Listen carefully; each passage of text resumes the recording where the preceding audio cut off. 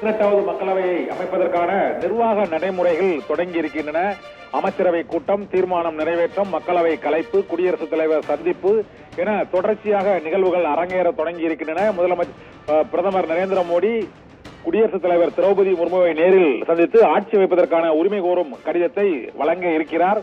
இவ்வாறு ஆட்சி அமைக்க உரிமை கோரிய பின்னர் குடியரசுத் தலைவர் திரௌபதி முர்மு ஆதரவு கடிதங்களை முழுமையாக வழங்கிய பின்னர் அந்த அறுதி பெரும்பான்மைக்கான 272 எம்பிக்கள் ஆதரவு கடிதத்தை வழங்கிய பின்னர் அவர் ஆட்சி அமைப்பதற்கு அழைப்பு விடுப்பார்.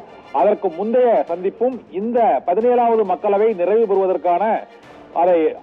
பெறுவதற்கான தீர்மானம் மற்றும் மக்களவை கலைக்கப்பட்டதற்கான அந்த சான்று ஆதாரங்களை அவர் இப்போது நிர்வாக நடைமுறைப்படி பிரதமர் நரேந்திர மோடி குடியரசுத் தலைவர் திரௌபதி முர்முவை சந்தித்து வழங்கி இருக்கிறார்.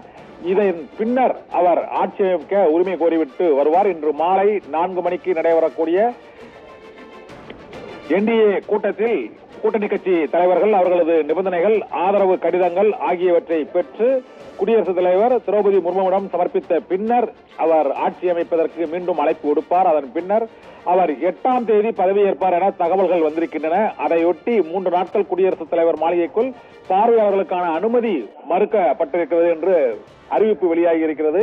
இதனால் புதிய பிரதமராக நரேந்திர மோடி கூட்டணி கட்சிகளுடன் இணைந்து கூட்டணி அரசை அமைப்பதற்கான முயற்சிகள் நடைபெற்று வருகின்றன. அதற்கான ஆரம்பகால அந்த நிர்வாக நடைமுறைகள் தொடங்கி இருக்கின்றன. இதையொட்டி குடியரசுத் தலைவர் திரௌபதி முர்முவை பிரதமர் நரேந்திர மோடி சந்தித்து மக்களவை கலைக்கப்பட்டதற்கான தீர்மானம், ஆட்சி அமைக்க உரிமை கோருவதற்கான கடிதம் ஆகிய சான்றுகளை இப்பொழுது கடிதங்களை குடியரசுத் தலைவர் திரௌபதி முர்முவிடம் பிரதமர் நரேந்திர மோடி வழங்கி இருக்கிறார். பானு.